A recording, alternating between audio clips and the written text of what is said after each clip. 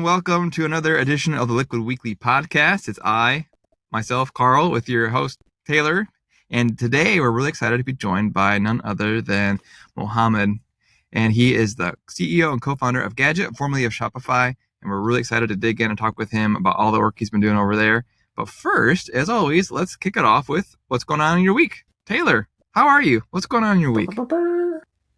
I am doing very well, thank you, Carl. Of course. And as far as what's going on in the week, this week has been a lot of fun. I actually didn't even put this in my notes or whatever, but I spent all of last night fixing a plumbing issue, which was really funny because, how I'm sitting here this is so much like coding. It's so funny because you start off with it's this real simple problem.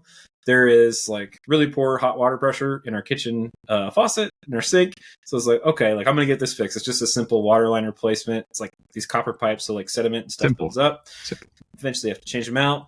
So you can change them out now with this stuff called PEX. It's just plastic. I don't know if y'all have gotten into plumbing or anything like that before, but it's relatively simple to replace. You don't have to solder stuff together or whatever. And so this is gonna be easy. And of course, I start digging into it. Made the first trip to Home Depot. Made 3 more trips to Home Depot. And because you start digging into stuff and it's the guy soldered all the connections actually directly to the faucet, so now I have to get a brand new faucet after I cut all these lines. And so that was this week. Week prior, since we last met, Thanksgiving, Black Friday, Cyber Monday, we've all survived, so super stoked about that. Got to meet one of my nephews for the first time. Traveled to see family in Pennsylvania. Nephew is less than 6 months old, so that was why it was the first time kind of type thing. And then in other tech related news in my life, I finally gave in at the behest of several people, including you, Carl, and I got an iPhone. Yay! I left Team Android, and so I'm still a little bitter about it. I've enjoyed being the green bubble in the chat for a long time, but I've finally just given in. So, but yeah, that was that. Personal wise, a lot of Shopify stuff. Black Friday, Cyber Monday related or whatever. That happened. I'll take up more of the personal lifetime. So yes. Yeah. A little footnote for the week. That's right. That whole thing. So yeah, this will come out a little bit later, but yeah, for us recording now, that was just last week, right? A week or so ago. So. That's right. How about you, Carl? Yeah, thanks for asking. So I took a little trip to Cincinnati. And while I was there, I stopped by and I got myself a giant pretzel, which I will show you now. If you're ever down in the Loveland area, I highly recommend Ramsey's and the river. It's got a good pretzel. Giant pretzel. Yeah. That is highlight awesome. of my week. I love that it comes on a hanger. That's amazing. I know. I did share it, in case you're wondering. Don't worry. And then I did a couple of Shopify projects recently. I was working on a forced size selection thing. This is a common thing merchants deal with, where people will hit their product page, right, and they won't necessarily intentionally select a size or something, and they'll order it, and there'll be returns and stuff. So I often get asked by merchants to make it so that the user has to be explicit in terms of what size option they select before it adds to the cart. So that was a fun one. Nice. Otherwise, just working hard, trying to get ready for Christmas. Comes so quick. This is that time of year where the rest of winter drags on, but the December just flies by. So. How about you, Mohammed? What's going on up north? Weather's not so pleasant these days, so that's getting started finally. We had our big first snow dump yesterday, and the usual morning after chaos kind of ensued as people had forgotten to put on their winter tires, which is a very important thing you must do in Canada, change tires to winter tires. So that's happening. What else is happening? Well, BFCM was our first real BFCM as a platform serving and empowering thousands of e-commerce focused apps. So that was a nerve-wracking, familiar endeavor that I'm glad is behind us, and was a bit of a blast from the past. As you said, I used to work at Shopify, and so there's always a bit of a gulp in November, and this was a reminder of what that gulp used to feel like working at Shopify at a much smaller scale now at Gadget. So that was last week, and that went really well, but didn't feel so great. And other than that, baby stuff. I have a newborn, and every week is a new week, and it's chaotic. Yeah, Yeah, thanks. congrats, man. 8 weeks old. So at 8 weeks, he's gone from 3-hour sleep cycles to 4-hour sleep cycles, which is huge because now inches over miles, man. That's the name of the game at that stage. Yeah, Woo! yeah, exactly. So readjusting my life to his new 4-hour sleep cycle reality, and just trying to figure out like where to put I'm a morning ritual person. I go to the gym, I exercise, I have a routine I try to follow, and baby is not conducive to that. So I need to figure out what my routine looks like around a baby now. Trying to figure that out. Yeah, but yeah, they're not conducive to much. That's for sure. No, they're not. They do 3 things well: eat, poop, sleep, and that's about it. But they do those 3 things really well. Yep, it's just survival mode. I was also very much so a morning routine person, and then having a kid just absolutely wrecked that, kind of type thing. So it gets better. Promise you. I've been hearing that for 2 months, waiting for that better part to show up. But I hear it gets better. Yeah. And is your wife doing well? It has actually gotten quite a lot easier since the start of it. Yeah. Good. Awesome. Well, thanks for having me, guys. Yeah. That's my chaotic week, and I'm excited to be able to share some of it with you folks. Yeah, we're really excited when the opportunity came up to chat with you. I was like, oh man, we got to do this. We got to get Mohammad on, and I appreciate you being flexible with our schedule and everything to make it work out. But got a lot to talk about. But you know me, I'm kind of a contextual sort of guy, and so I like to start by understanding really the origin story, both for you as an individual, like how did you get into programming? How did you end up in the Shopify space? And then clearly the big topic in front of us is Gadget. We'd love to hear about how that all came about too. So let's go back a little bit, Mohammad. Think back, 5, 6 years old. What were you doing? What was life like? Sure. Talk to us. Let's do a full life story. So so first of all, most people actually don't know this, but I do not consider myself a programmer, and I would never call myself one. I did learn software programming a long time ago, and I have not practiced it in forever. Outside we need to cancel the show. Outside of have you on here and whatnot. And at risk of dating myself, the language I learned in school was Fortran, so not exactly the most modern web app development technology. And since then, I probably learned JavaScript and like 2 other things. Most of my career in tech, I dropped out of school. I was actually in school for biochemistry, in like the medical program. And I was always obsessed with computers. I think in my spare time, and as soon as I was out of school, I was in front of a computer. I would program a little bit. I would build websites. I was always tinkering with the latest web technologies, and got into tech kind of naturally in a non-technical role, in a support role, just as customer service while in school, in college. I just picked up a customer support job in the evenings with a tech company. And that gradually turned into me showing kind of an affinity for the more technical side of it, of just kind of defining what we should build, why, and how. This is a long time ago, again, at risk of dating myself. This was in a pre-agile world where everything was waterfall, and you would write these like crazy documents that would outline and define the exact nature of the software in incredible detail before a developer lifts a finger and writes the first line of code. And that role back then, I don't know what it might be called today, it was called business systems analysis. So I was a business systems analyst for quite a few years, straight out of school. Yeah. And untrained, so I had to teach myself everything because I never did computer science outside of like a minor in university. So I picked up a lot of like back-end development practices, just picked up books, courses, taught myself as much as I could. I typically enjoyed the back end, talking about the back end, thinking about the back end, data modeling, security, architecture. To me, and I mean no offense by this, the front end is the Wild West, and is constantly changing, and there's a new framework every 3 seconds. And so I just never really gravitated towards the front end. And I think just my mind is more oriented towards tables and relationships and data models as opposed to the code itself. And so that gradually turned into like more of a focus on infrastructure and the back end of software. But my role after business systems analysis in tech has always been product manager. So regardless of what company I worked at, usually a very technical product manager and usually working on much more technical features and products, but not actually responsible for day-to-day writing of code. You know, maybe I'll read it, maybe I'll fix a bug if I have to, but I'm not very good at it anymore, and I don't really like calling myself a developer because I feel like it's dishonest.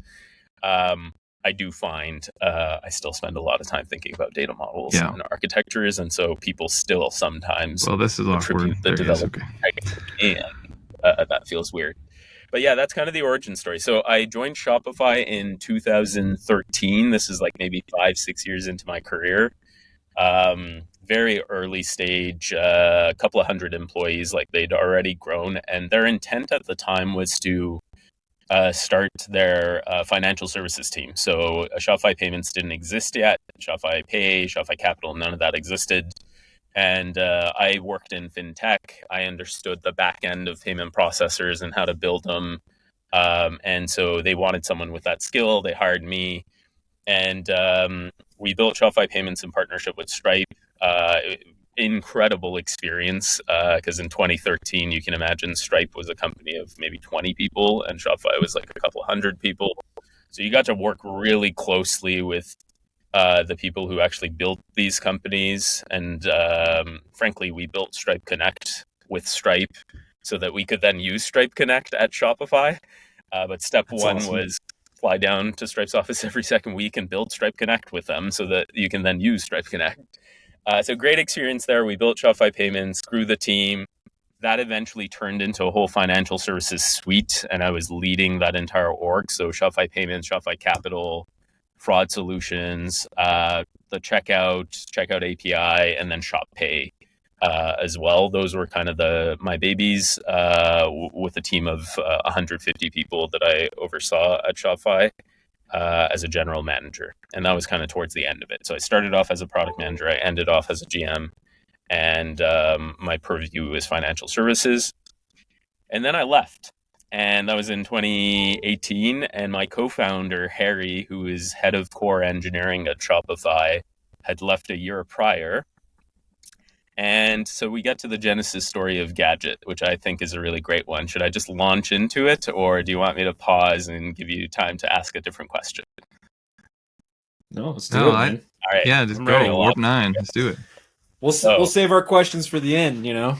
All right. So Harry calls me up out of the blue and says something, and this is like while I'm pseudo retired from Shopify, basically doing nothing with my life and feeling depressed. Calls me up and says, I think I have a framework that would let me scale any software built by any developer to infinity. I'm like, well, that's pretty fucking crazy and batshit and stupid sounding. Normally that's the type of thing you're kind of trained to ignore, but with respect to Harry, there's a shared background. We work together, and I know exactly what his role was at Shopify. He was responsible for helping us scale the back-end infrastructure, primarily where the back-end and the database intersect, and building frameworks that helped all of the developers at Shopify build quickly and scalably regardless of what they were building. And so when Harry calls you up and says something crazy like that, you kind of listen for a few hours and hear him out. And so that's what we did. I had nothing to do. I'd go to his house every couple of days and try to poke holes with examples of software that I thought could be built using this imaginary tool of his that would never have worked out in the framework he was describing to me. And he would go back that evening and maybe cry a little bit and then rethink his framework and come back to me the next day and like, nope, you're wrong. Here's the answer to all your problems. Like, oh, okay, great. And I would go back home and I would cry a little bit and come back with 5 more holes and poke more holes in his theory. And we did that for a long time. It was just kind of this like flirting, dating period of like, this idea is neat, but we're not really committed to it or each other or a company yet. But we both have time right now and we both like talking to each other right now. So let's nerd out about like the problem with all software development and how you and I can fix it. I think at some point, the pandemic hit. And Harry and I used to run a small directory website on Webflow during the pandemic for local businesses in Ottawa, because Google had not yet caught up to show you which ones were open and in what form. Curbside pickup, in-store, what hours. So we created this directory on Webflow for Ottawa, and we stuck it up there, and it did really well. It got lots of traction, picked up by the news. People were using it to figure out who's open and who's not.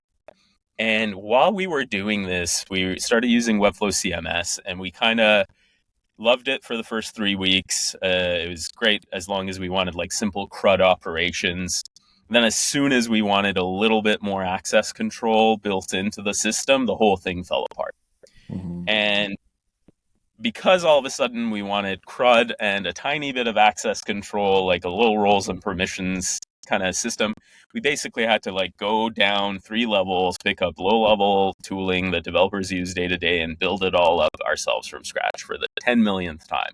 And I think this was for Harry, in the midst of this conversation I was having with him, like enough of a trigger to just be like, all right, I'm going to hound Mo every day now.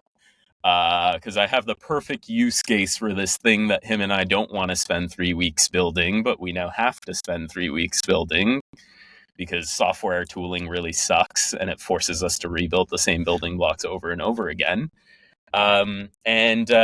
And so the conversation pace picked up. I got more bought in, and the nail in the coffin was he sent me a video from a gentleman named Brett Victor. If you folks are not familiar with him, he was one of the first designers and developers at Apple. He has since left and started his own kind of research project called Dynamic Land, entirely focused on human-computer interactions and why software programming in its current form doesn't quite make a lot of sense. I think the analogy he uses is we've invented a tool, but instead of the tool using our language, we taught ourselves to use its language. And I find that to be really adept at kind of capturing the state of software development.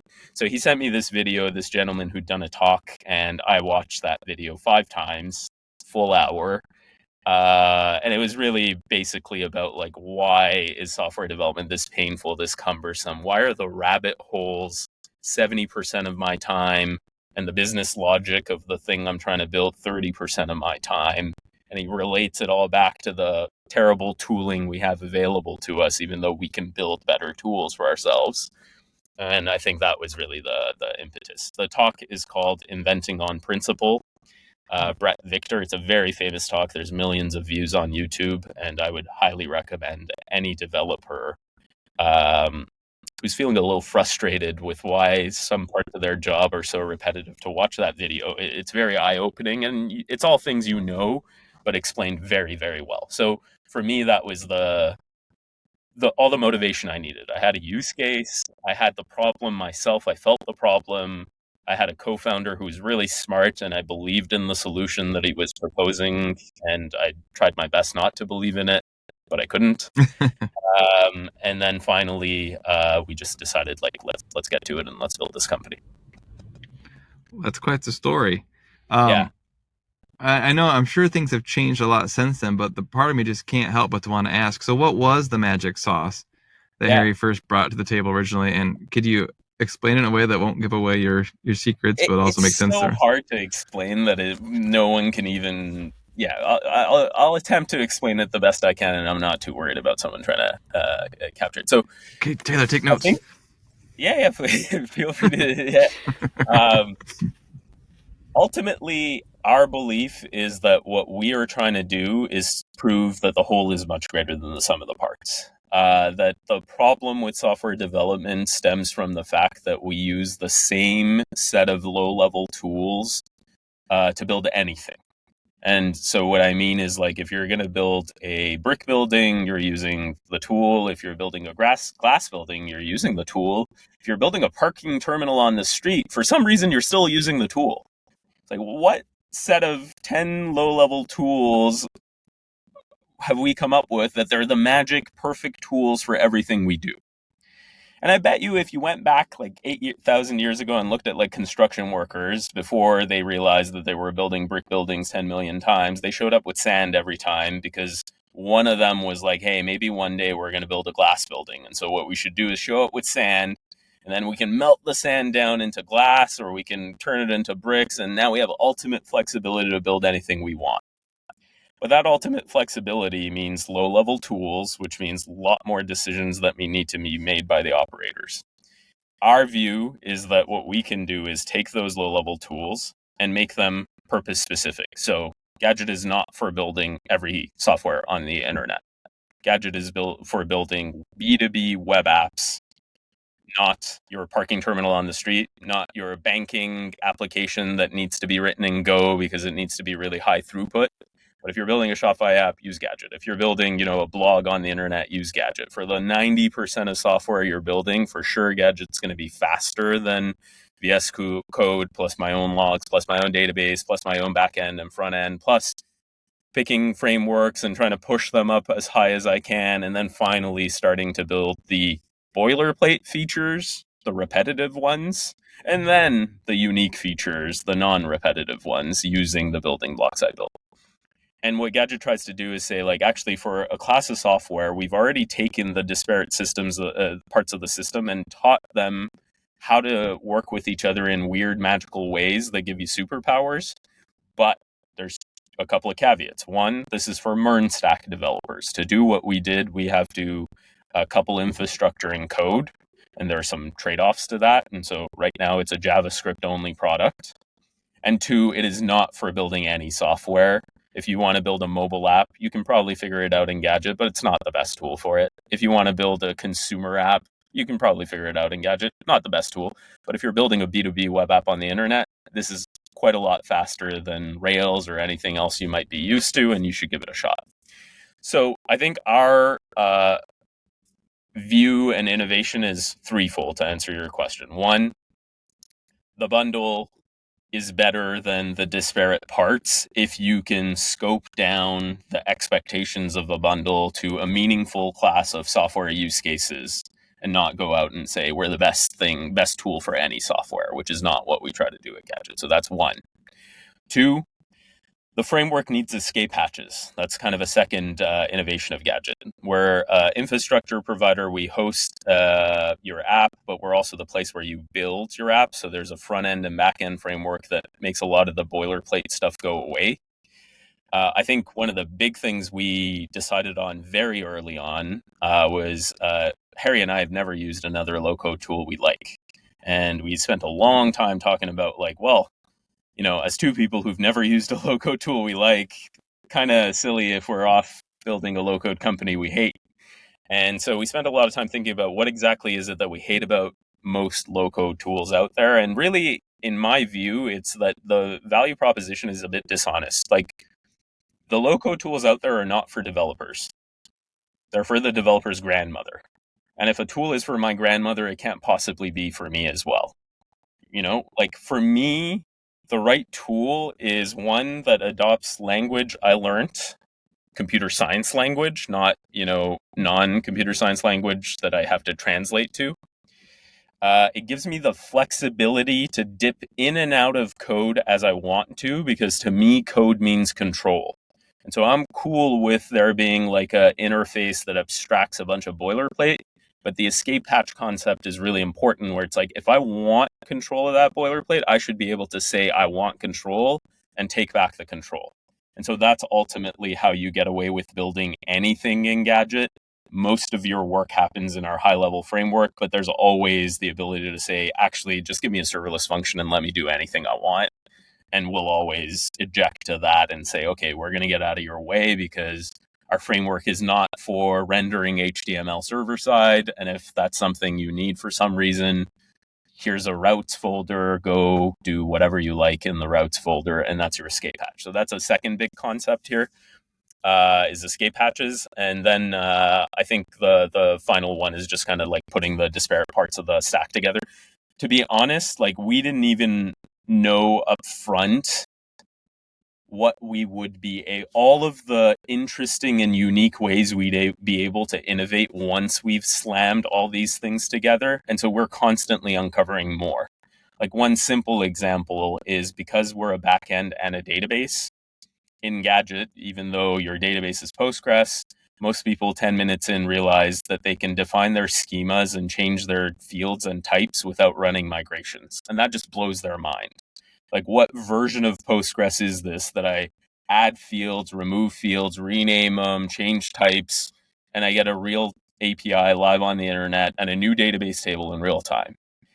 And Postgres is a SQL database, so if you're wondering how Gadget does it, it's quite simple. Like, we're your database, we're your API, we know when your project starts. For your first few hours, I assume every developer is figuring out their schema, and I treat everything like a JSON blob. And then at the right time, when records start showing up into your table, automatically there's a migration that goes from JSON blob to a full table with fields and types. All of it is invisible behind the scenes. But what you get as a developer is this weird experience where in your first 3 hours in Gadget, you're just like data modeling, but 5 times faster than you've ever done in your life. And you're not quite sure why. And then you kind of realize one day, you're like, wait a second, they said Postgres, and I'm doing these weird things with Postgres that I've never done with a Postgres database in my life. And it's because Gadget's not just the Postgres database, but we're your entire code base, the entire backend. We're the seam that connects the two. And so we can do really weird things that Rails can't do and Postgres can't do. But if Rails and Postgres were the same company, they could do that. And so that's kind of where we focus, is like, what is unique about smashing these 10 systems together that nobody in the world except Gadget can deliver? Let's focus on those unique, delightful things because developers notice them. Not when they're reading the website, but when they play with the product, it's that kind of stuff that keeps them around. Oh. So those are the innovations. It's a bit of like the stack being smashed together. Developers need escape hatches, and developers want to be able to flip to code. So you can put a GUI in front of them when you're absolving them of some boilerplate. But if they want the boilerplate back, you got to give them some way to like, hey, give me the code and let me tap into it and change it.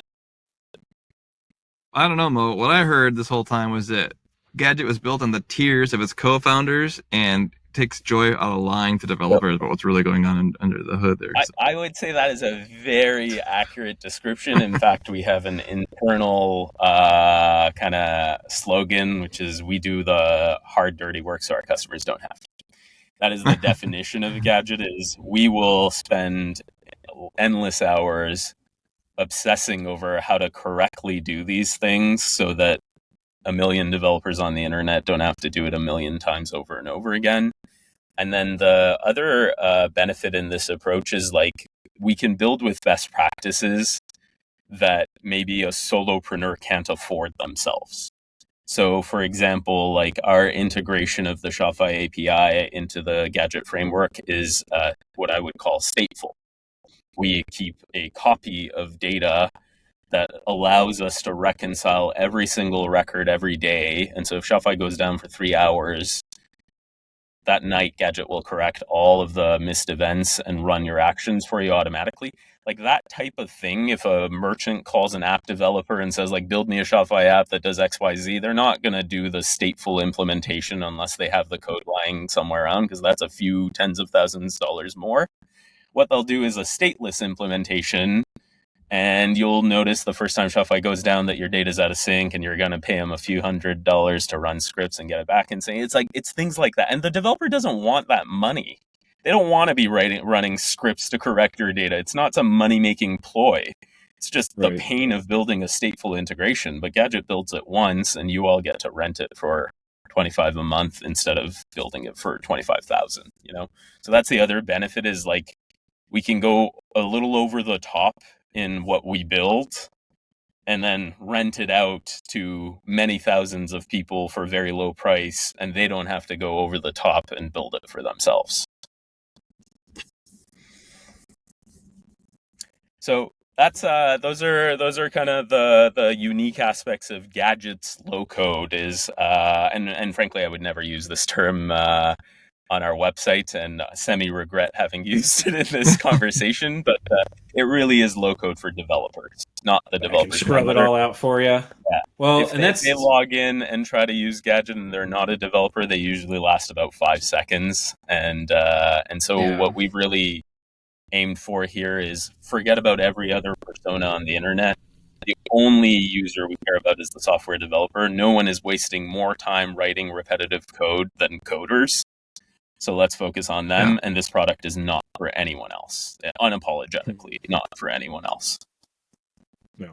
Well, and that's so listening to you talk a lot about that. It's one of the things that's like really appealed to me is I'm a front end guy, right? Like I'm working in themes on Shopify, so but the ability to dive into apps, like that was my initial appeal for Gadget, was like, holy cow, like this feels like everything that I'm missing as far as like being able to build something, just really shortening the runway of me trying to figure out how to keep up with, APIs and stuff like that, especially, developers. I see app devs complaining, as like legitimately, right? When something gets deprecated and they're going to have to update. And so it's like all this extra work versus like, that's just stuff that Gadget's just like handling for you kind of type thing.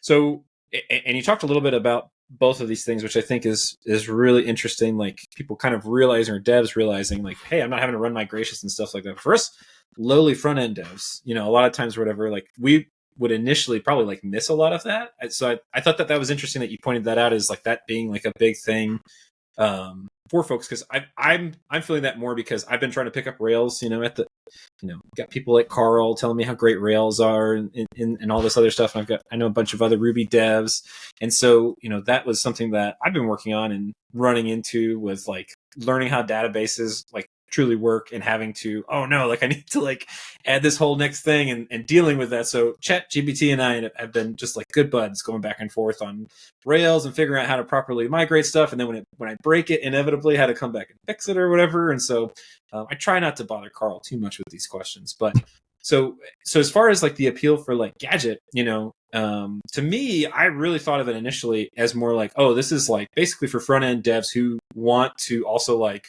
figure out backend. But the way that you're talking about it, it's just as much for backend devs too, because they're realizing all of the extra annoying repetitive stuff. They just don't have to deal with it anymore, and now they can just focus in different aspects, right? Yeah, well, I think our core audience definitely skews to front end, and by the way, the reason for that is the product started off literally as a back end builder for front end devs. So when we started Gadget, it was still a science project, and we were looking for use cases to attach ourselves to.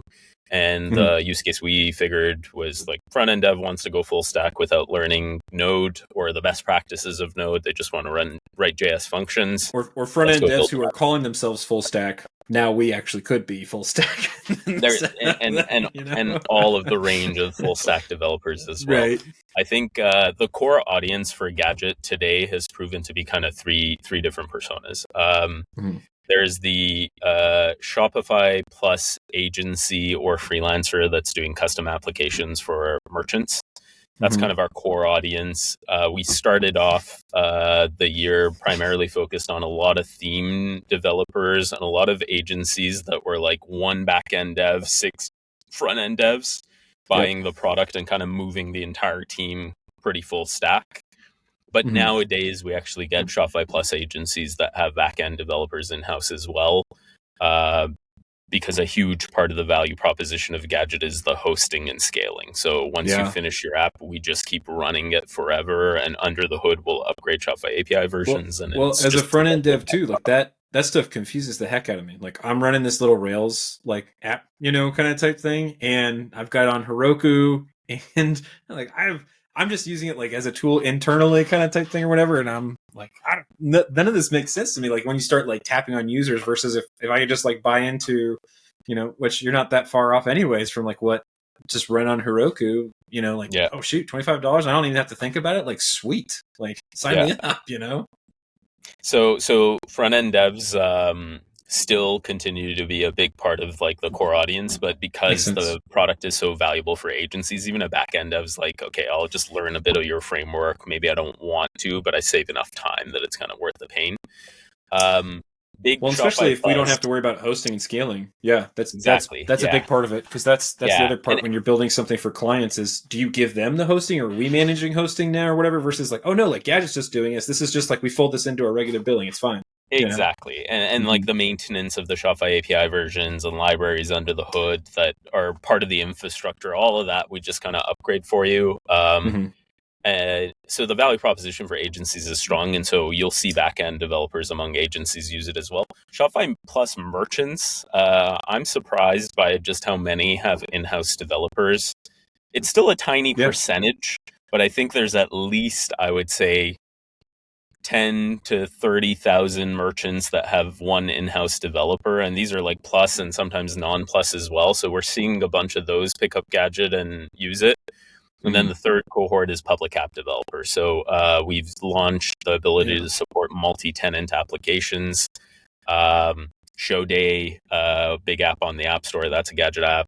Some of Rewind's newest apps, part of their protection suite, those are Gadget apps. That's amazing. And y'all just did a big build event, right? Like not too long ago. And yeah. Like, so I don't know if you want to talk about that. Who ended up winning that? I can't remember. Wasn't us. Well, it wasn't a contest. It wasn't a contest. I'm sorry. There were a couple of things. Like we have hackathons; those are contests, but that was a long time ago. We had a incubator, so we took 20 companies in. I think that's what I was thinking. And 20 companies are launching, I think, in the next 3 weeks. So there will be some announcements on Twitter as to who built what, and some of those are pretty fantastic, like full company launches. So excited about that. And so a lot of the public apps that are going to come out there, there's a bunch, like 30 or 40 in the App Store that are already powered by Gadget. Most of our business is custom apps. So it's really agencies and merchants building tons of these customizations. And then we're starting to see more and more public apps just because we started offering that as of 6 months ago. But those are the three big personas. And anyone who skews to front-end developer will typically pick up Gadget a lot more than back-end devs, because they need a way, whereas the back-end dev is like, I have a way, I got to go relearn a new way. Maybe the new way is 10 times faster than my way. Maybe it isn't. I don't know. And so the debate gets really muddy with back-end developers, but with front-end devs, it's a bit slammed up. Versus me, it's right. Someone like me who's like purely front-end, instead of having to like, oh, I've got to learn all of Rails, or whatever to manage like back-end and hosting and all this other stuff, versus like, oh, I just have to learn how to make this work with Gadget. So now you probably have noticed just how Railsy Gadget is in playing with like especially the models and the actions, and like that concept is, you can imagine where we took that from.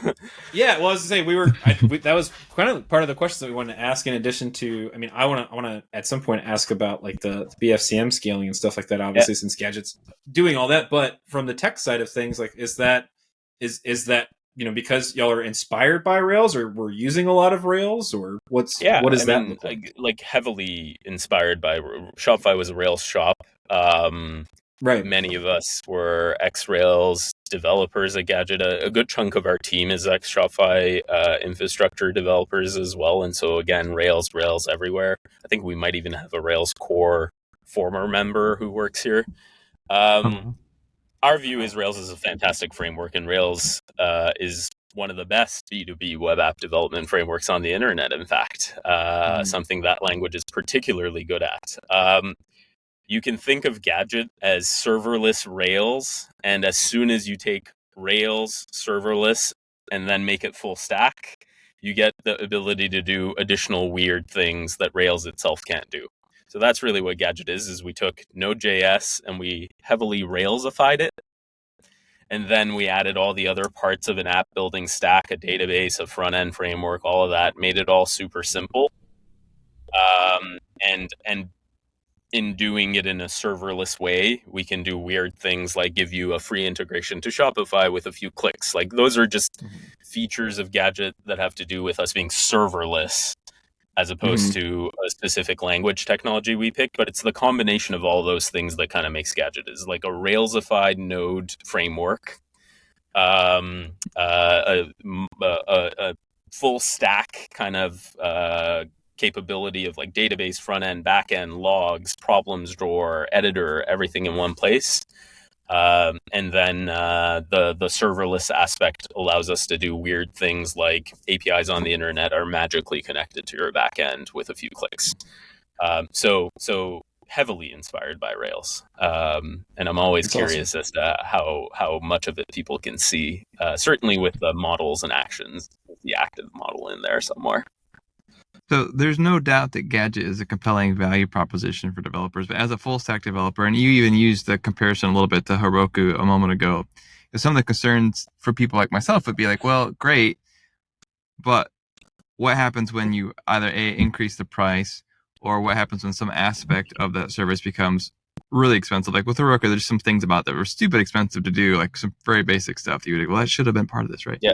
And then even more than that, like what happens if either Gadget were to go away, or you need to migrate to another platform for some other business case reason? Like, what are some of those concerns? How do you address those? Yeah. So I love those because those are like the unspoken concerns of a developer. From the day Gadget was born till the last day we're alive, those will always be the unspoken concerns of every developer. Sure. And I'm generally okay with them because I come from a place where the answer to all of those unspoken concerns was you just have to not do those things and last long enough, and those concerns go away. And it really is the honest answer. Is like, how did Shopify get away with, oh, it's only for mom and pops, and will Shopify disappear, and will it actually scale? And can I put anything with more than $500,000 worth of orders on there? The reality is, the honest answer is, it was no marketing Shopify did. It was just 15 years of adding bigger and bigger and bigger logos, until one day people were like, well, there's people processing billions of dollars there. So what am I worried about my $200,000 a year merchant? Mm-hmm. And also, they've been around for 10 years. They haven't really disappeared. So that's kind of my game, is like, one, don't raise the price. Two, and this was true at Shopify too, and I was part of the Shopify pricing team. The hard and fast rule was that if we ever raised the price, it was for new customers and not existing customers. And I live by that hard and fast rule at Shopify, and I plan on living with it at Gadget too, which is, if I mispriced Gadget and I need to raise the price, new customers will get the new price. Existing customers are always grandfathered into whatever we agreed the day we agreed on it. So get in now. So get in now before I figure out how cheap this is. Hurry! Because it is cheap. Like, honestly, like if you're as a front end dev who's been looking in the back end, like anything that you're going to run with a database, right? If it's not just purely like some front end like Jamstack type site or whatever, like I'm going to just throw up for free on Netlify or something like that or whatever, like you're going to run right around $20 anyways. Like, it's just going to happen. So, and that's not even when you start talking about scaling, you know? So the whole Liquid Weekly thing doesn't work out. I got a job for you selling Gadget on the side. Oh, sweet. All right. Take Karl, it, Taylor. Liquid Weekly's not working out. Trust me. Take it. They can actually pay you. You're spending a lot of time selling my product for me here, but that's, man, do it full time if you like. I think that's the spirit of Liquid Weekly, though. So that's like promoting people who are putting out good stuff, and that's kind of how I see Gadget. Like, where Shopify was early on, right? It's about like the arming the rebels kind of type concept, right? We're giving all these like superpowers to like merchants. Like, anybody can sell stuff online. Like, it feels like Gadget feels that way to me. I don't know. Yeah. And maybe it's just because it's not just because I'm being nice. I've talked about this when you're not around too. That's kind of the intent. Thing. I mean, if we're not doing those things, we're failing at our job. Yeah, in some ways. That's the big thing. Yeah. So but I mean, I think it's awesome. So thank you. To Karl's point, though, like that answer I give is not the immediate answer. That's how I think. That like my job as a company is to survive long enough to disprove those very hard to falsify but valid concerns. They're valid. 100%. They're just very hard for me to falsify with anything I can say to you. Now, what I can say in the short term, and I do say this, and it does help convert customers, is a few things. One, the company's backed by Sequoia and Bessemer.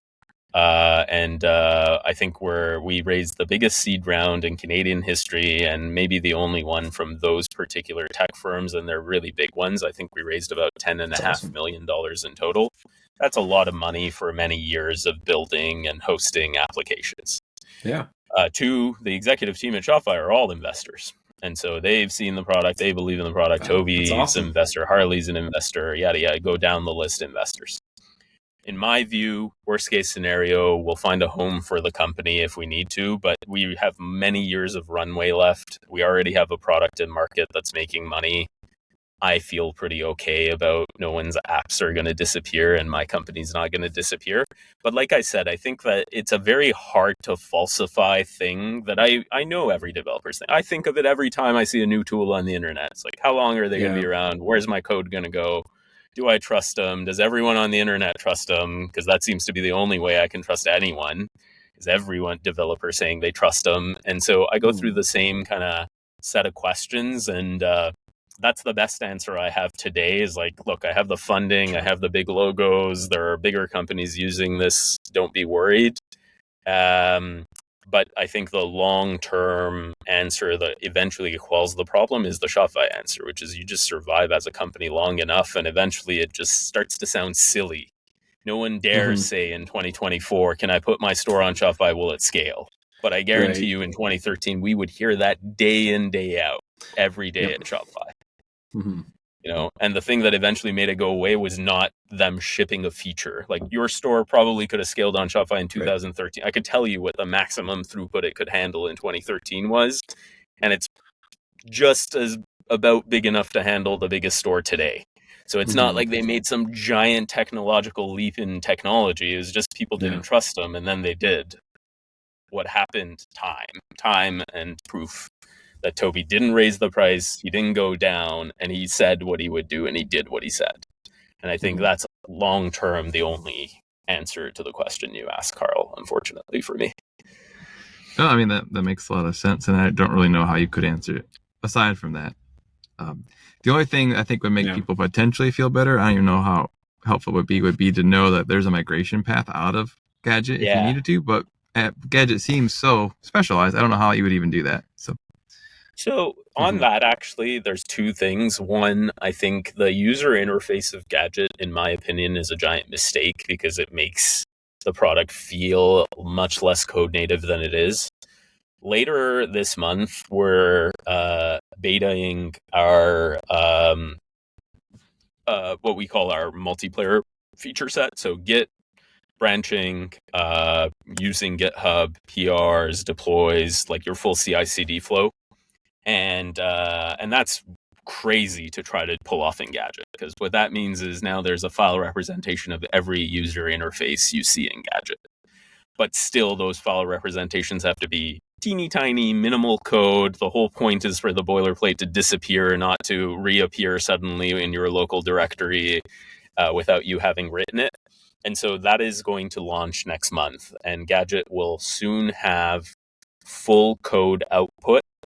Many of the files that are abstracting the nonsense that you do over and over as a developer are still going to be represented in not standard node, because standard node would be 10,000 lines of my boilerplate, and you don't want to read that, so I'm going to give you like one line of magic boilerplate. But what this means is twofold. Like, one, your data in Gadget has always been migratable because it's API accessible. So if ever you want to take the data out of the Gadget Postgres and into some other database or whatnot, just find many, write to other database. Don't even call me. You don't need me. The API is right there. With respect to the code, this gets us a bit closer where there's a one command you can run to get all of the files locally, including the UI represented as files. And what we're going to try to do is write up this document of like, what is the Gadget framework exactly, and what parts do I need to replace if ever I choose to leave? Like, our goal here is not to hold anyone's app hostage. It's just a byproduct of our product that we had to couple the framework and the infrastructure so tightly. But what we can do is decouple them slightly to give you the feel of, if I wake up tomorrow, can I take my data elsewhere? Yes. Can I take all my code files elsewhere? Yes. Do I have an understanding of Gadget's boilerplate so I can replace it with my own? That's coming soon, hopefully through this documentation we're going to add. And we're hoping that gets us a bit closer to like, okay, I feel like I can leave with a few days of work and not a few months of work. And we're going to build on that story over time. Eventually, we might even give you like a one-click, give us your API key, we'll put it on your Postgres wherever you want it, and we'll still host and manage it for you. So we're going to keep building on this story over time. But right now, our answer is your data is your data. Your code is your code. Everything else is ours. And that is a lot to replace. And we're going to try to do a much better job of giving people documentation of like exactly what is a Gadget trigger, because that's the main concept in Gadget that you have to replace with your own routes and controllers. And that will hopefully make it a bit easier and more palatable for people who are like, do I know how to leave when I want to leave? Yeah, just giving people the options, right? Yeah. Like now, in the back not of even my that mind, it's going to get used. It's just exactly, you got the option. Like, I'm going to give them the option. I suspect very few people use them. Everyone reads them, wants to check off a box that's like, I know it's there, but I'll never click it. And frankly, I think for me as the CEO of the company, again, the game is, well, don't ever give them a reason to leave. And really, there's two parts to it. It's the product has to scale in price, the product has to scale in complexity. Developers won't leave if you can continue to handle their requirements and continue to handle it at a price they find reasonable. So the only reason they ever leave is Gadget can't do X or Gadget's price is not reasonable. And so my game is actually make the price reasonable, make the framework extensible. Karl will never leave. But if ever Karl gets it in his head that he does want to leave, also give him, data export, some document for how to replace our triggers with his own controllers. But really, just don't raise the price and make sure your framework scales. Karl will never leave. It is a good point too, just because I'm self-employed, right? Like I'm a freelancer and stuff, so I don't really like answer anybody but me. So that's I'm the technical decision maker in how I implement a lot of things. But like you mentioned, when there are a lot of Shopify Plus devs that you're working with, who maybe work for agencies or brands, that's always going to be a conversation, right? Like, is what kind of like technical debt are we bringing on, or like are we boxing ourselves in, or so it's at least you're giving them the box to check off. With the people who like don't know either way, it's just like, oh, we have to check this off, kind of same thing. So interestingly, on that topic, we do get that. Enterprise clients are like, data should be here or not. If it's not in Europe, I don't want to use the stack. Fewer, because the Shopify ecosystem kind of has the same limitations of Shopify chooses where your data is. So we don't get it too much. I will say one thing we found interesting is the slight, like not the enterprise brands that are sophisticated enough to know they need custom software and just have people in-house that know how to talk to a developer about requirements and whatnot. But if you go one level lower, you get to the vast majority of Shopify apps built in the Shopify ecosystem. They're not the biggest brands on retainer. They're actually the brands right below the biggest brands, not on retainer, with ad hoc requests of what to build. Their interpretation of the Shopify developer ecosystem is risk, right? Like, I don't know who the good devs are, who the bad devs are. I don't know what good tech is, what bad tech is. I'm dealing with people's money. I'm terrified. I've had bad experiences with custom software. I'm constantly burnt. And interestingly, they've reported to us that like one of our messaging to merchants is the platform is built by ex-Shopify people used to scale checkout. Follows a set of best practices that you're guaranteed to get no matter who you hire as a developer. There's a Gadget expert program that you can pick out the people who've completed the most projects and hire them. So in some ways, we're finding like that class of merchants, maybe there's a story, and I'm still too hesitant to say that this is true, that actually Gadget helps tip them over from should I go for custom software, no, to yes, because their perception is Gadget will offer me the lowest price guaranteed, and I don't need to worry about which developer I talk to, mostly because Gadget abstracts enough, is their assumption. And then the second is Gadget is built with best practices that I might not be able to afford to pay for. And I'm renting them instead of buying them. So in some ways, I would say it's almost like a tipping from I don't want to do custom apps to wait a second, this platform gives me not the technology because they don't care, but the confidence that I'm not, that I'm getting a good developer who's going to do it right, follow the best practices, and there's a maintenance strategy behind the app as well. I'm not going to keep paying this developer until the end of time. Right. So I hear you, Taylor, and I think what you're saying is very true for the top sliver of the enterprise brands, where data privacy and data at rest becomes really, really important. But then below that, I would argue that it's actually the other way around, where most people are not comfortable with their own decision making when it comes to interacting with developers. And in some ways, Gadget being in the equation gives the merchant this confidence of like, okay, I'm going to get good software for a reasonable price. Right. No, that makes a lot of sense. But your point stands. And I think these are challenges we have to address of like, go multi-region someday, maybe. This is like the opportunity of Gadget. It's like, why is every app developer going multi-region? I'll go multi-region once for all of you. Why is every app developer doing DDoS protection? I'll DDoS protect the of all of your apps in one go with the most insane DDoS protection that you can't build yourself. You know, like if tomorrow you all want an integration to Airtable, don't build one. I'll do it for you. This is the beauty of like developer SaaS. It's like it's almost SaaS for developers. It's like I can behave like Shopify now if I have enough developers using the platform. It's like, what are you all trying to build? I'll go do it, but I'll do it the over-the-top, insane, over-engineered way that nobody can afford, and then rent it out to you really cheap, and you can brag about how over-engineered your apps are without working for them. Yeah. You know, make us look good. I'm good with it. I think, you know, kind of that point you said at the end, Mo, and then once I say this very important point, then we should probably transition on because we're getting close to the end of our time here. But this idea of like, you know, I think so many stores could benefit from custom software, from custom apps, and up till now, like there's been some opportunities within Shopify itself to do that, right? Flows and scripts and things like that, and with the new functions and checkout extensions. But really, you can't do a certain class of problems without writing a custom app, and the overhead is just terrible for that kind of stuff. It's the whole assembly line versus craftsman thing that we went through in the Industrial Revolution, right? It still takes craftsmanship to create custom software in the most cases.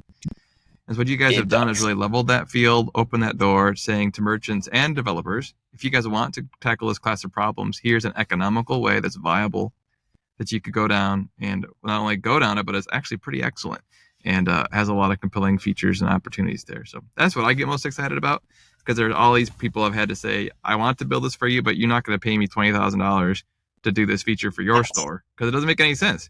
But now it's like you said two things that really resonate with me there. One is one of the things we say at Gadget is like, if we do our jobs right, what'll happen is the cost of building these custom apps will plummet so dramatically that the number of custom apps people ask to be built will skyrocket dramatically. And this is Toby, when I worked at Shopify, had a famous saying of like, if you take something really complicated and make it super easy, you just kind of grow the market yourself.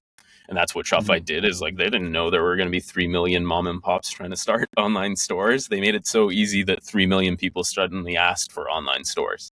And that's our view. And we've seen a few use cases where people were like, build me this for $2,000. No one would pick it up on Upwork, but someone does actually get it done in Gadget and done correctly. So that is what gets me excited, is if we do our jobs right, what happens is actually 10 times more jobs get created for all the custom app developers in the ecosystem, because the merchants all have custom app use cases. They claim they don't. What they really mean is they're not at a place where they feel the need to pay and risk and do the exchange with a developer. But if they trusted, and if the cost it was 1/10, they would have 10 times as many requests for their developers. I believe that deep down. There you go, Mo. In fact, Taylor, you and I, software I have chosen not to build for myself because it takes too long. That's right. Taylor, you and I need to start an agency just for developers for Gadget apps. Let's do it. I am actually trying to find like a flagship agency to incubate. Give them some free stuff and tell them to go 100% exclusive on Gadget in exchange for some free stuff. Carl, bump your next meeting. Call to all the listeners who might be tempted to start or have started an agency. There you go. Listen. We could chat about this all day, and I would love to, but my battery and my bladder would say otherwise. So, Taylor, do you want to transition us to? Was it to? Mo was the one that threatened to show up without a shirt on, and you give me a hard time about anatomy. So it said I think it was me that was supposed to show up without a shirt on, kind of type thing, because of your like, hey, like don't wear the same shirt or whatever. It's like, you'd never think of this. Like, I'm not wearing a shirt at all, man. No. So Mohammad, I'm sorry, you're not getting that from me today, and I will not break the podcast. But so you want to transition to in the community section, because otherwise I could ask questions over and over here as a dev who really benefits from something like Gadget. But yeah, we can do in the community. Is that what you want me to move on to? Let's do it. Let's do it. Okay, so first and foremost, I'm going to share my screen for y'all here real fast. Oh no, you don't need to see my text messages. I don't know why it does that sometimes. If you go to share your screen, does it bop over for you to like something totally different? My computer does that all the time. I do not know how to make that change. Anyways, so something cool, interesting, neat, or whatever, Shopify Supply. If you haven't visited it, it's the place that I got this nifty little counter thing and a couple of other nice little Shopify swag stuff. But they did a recent collaboration with Shaun White, so former Olympic medalist and stuff like that. A bunch of cool little stuff. I got this beanie, not in this sweet green. I just got a black one. It's very warm, very nice. So if you're interested, check that out. They also got a cool, I've been waiting for it to become available. They got this cool Ship It hat. I did not wear it today though, because I thought it was a cool hat. I did not wear it because while I was working on my plumbing issues yesterday, I got insulation like all over it, and it's a black hat. So it's like, I'm trying to get like this insulation off of it. Anyways, other thing, obviously Black Friday, Cyber Monday happened. This episode will come out much later. But I thought this was a really cool article. We'll go ahead and link it up. It referenced, we're talking about scaling and like being accessible for merchants and stuff like that. So basically they threw out this number that, Shopify handled a staggering 967,000 requests per second. That's equivalent to 58 million requests per minute at the peak of Black Friday, Cyber Monday. So I thought that was pretty darn interesting, and something of note. A little bit of a follow-up here from the malicious DMCA takedowns. Shopify is actually going after the person who is doing this. I guess they've tracked down the specific person that was related to these like malicious takedowns or whatever kind of type thing. So Shopify has now kind of taken this initiative to go after people who are trying to abuse this when they're issuing these DMCA takedowns, and it's taking down these stores. People are losing revenue, all this other stuff kind of type thing. So thought it was really interesting. There's continued follow-up on this. Good to hear from Shopify. Hopefully the process in general is also changing, so that way it's not just immediate kind of type thing, but I'm sure there's some other legal stuff involved there. So that's some real quick in the community kind of type things. And then Changelog, if we have time, Carl, before we get to our picks. Shopify functions run logs now include production store executions. So this is going to be available in your partner dashboard. A lot of folks were super excited about this guy. So this is a really, really nice one to take a look at there. And then obviously too, we're talking about checkout extensions. Thank you and order status pages now have officially launched. They'll have been out for a little bit after this episode comes out. Also, just a heads up as well, but the scheduled tab is starting to get kind of full over here. So if you want to take a look over here in the changelog and click the scheduled tab, you'll see that there's some stuff coming down the pipe here. So getting ready for the next editions here, I think. So fun stuff. Exciting. Mo's just sitting there thinking about all the inside knowledge he has, and he's like, "Oh, you think that's cool? If you only knew what I knew about what's going on in Shopify." But we won't ask you. I mean, out there we will. Yeah, sure. I'll ask you, just we won't record it. So we're into the pick of the week now. Carl, you kind of alluded to this earlier. Well, I just realizing I blew my whole story. So it was about the big pretzel, which I already told you about. But I picked the second thing. So it's Christmas season. I got some small kids at home, and we like to watch Christmas movies, and I always try to pick good ones. And so one of my favorites that we watched last year, and we watched it again yesterday, is The Muppets Family Christmas. And I'm calling this one out specifically because I don't think you can get it anywhere online or even at the library. I had to find it on YouTube. It was 45 minutes. I think it was in 1987 it came on. The only thing I can find are like bootleg VHS copies of it. But it's really good, especially if you have kids that like the Muppets. It's not the Christmas Carol. Like the Charles Dickens? Oh, that's what I was going to ask. It's called Muppets Family Christmas. Nope. check it out on YouTube. I won't give a link because it's Mohammed, probably this is illegal. what you're going to get used to here around this time of the year, just watching a whole bunch of kids' Christmas shows or whatever. That's what Carl and I are talking about. It's pretty good. The kids like it. A lot of good my songs. wife and I spent all day watching Christmas movies yesterday without the kids. So, jeez. That's my pick. Search for the Muppets Family Christmas. 45 minutes, 1987. You'll love it. Nice. I'll have to check it out. We'll see if we can't find it. Mohammed, did you have a chance to think up one? Otherwise, I can go. I do. Chit-chatting I over here have too. one. Yeah. So I'm going to stick to my new dad theme. And one of the things that's really come in clutch are these baby carriers. Like you just kind of wear the baby and walk around all day and get on with your life. And I'm terrible and I'm impatient and they require patience to be put on. So my wife found me a man's t-shirt / baby carrier. The brand is called the Lullabu, Lalabu, and they make this shirt that they call the dad shirt. It's a giant baggy t-shirt with basically like a kangaroo pouch in the front, and you just kind of stick your baby in there, and it's nice and tight on the inside, and you carry him around. So it's basically like a baby carrier without all the setup. So that's my pick of the week. Lullabu. That is the nice. dad shirt. This is awesome. Points too, because they're a Shopify shop too. Yeah, they are. Yeah. We're gonna need a link with a picture of you wearing the Lullabu before we go to press. Right.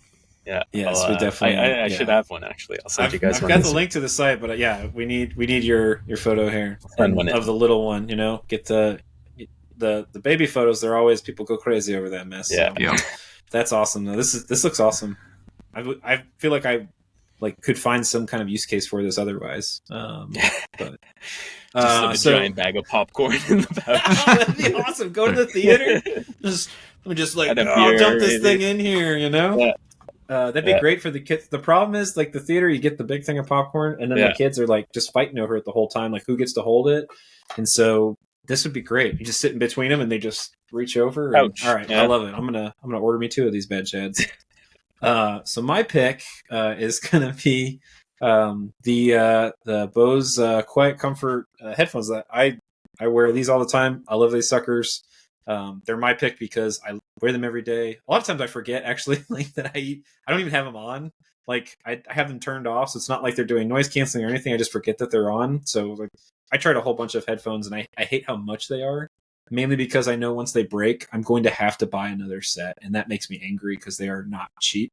So if people do have the money to invest in a high quality pair of headphones, I don't know that you could beat these. They're everything that I want in a pair of over the ear headphones that you got to wear for long periods of time. So, bam, Bose headphones. I was kind of hoping you'd pick Gadget as your pick of the week, Taylor. Given your, I can't. I had to like downplay it a little bit, you know. Yeah. So it'll be the next episode. Remember when we had Mohammed on? Yeah, I'm gonna pick Gadget this week. Yeah. No, we do appreciate it, Mohammed. Thanks for joining us today, and until next time. Thank you guys. This was fun. We'll see you guys later. Thanks a lot. Take care. All right, see ya. Bye.